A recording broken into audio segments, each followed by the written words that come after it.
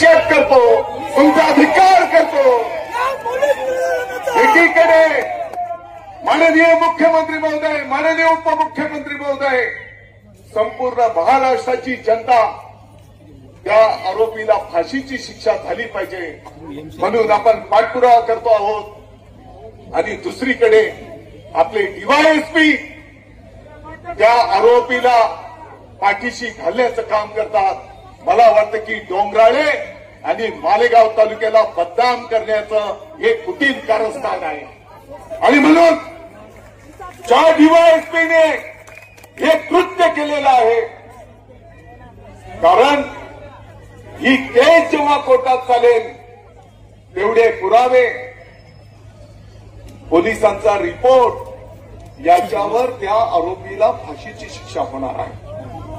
माननीय मुख्यमंत्री महोदयांनी fast track court, वरिष्ठ वकील तज्ञ देण्याचा निर्णय केला आणि कोणाच्या सांगण्यावरून तो डीवायएसपी त्या ठिकाणी स्वतःहून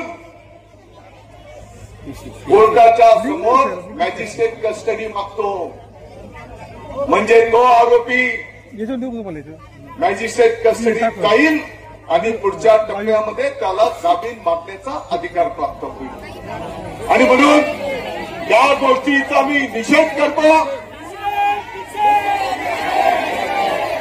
मालेगावचे आपले सर्व वकील महोदय कोर्टामध्ये उपस्थित झाले। मी स्वतः ऍडिशनल एसपी संधू साहेबांशी संपर्क केला, त्यांना मी सांगितलं की अशा प्रकारचं चुकीचं काम त्या डीवायएसपीच्या माध्यमातून होत आहे आणि यामुळे आणखी संतापामध्ये संपूर्ण महाराष्ट्रामध्ये लाट त्या ठिकाणी निर्माण होईल। आणि मग तो एनसीआरचा रिपोर्ट त्या ठिकाणी बदलला गेला आणि त्या ठिकाणी पोलीस कोठडी मागितली गेली। मी सर्व वकील महोदयांचा आभार व्यक्त करतो, माननीय न्यायदेवतेचा आभार व्यक्त करतो की त्यांनी 8 दिवस या नराधमाला पोलीस कोठडी दिलेली आहे।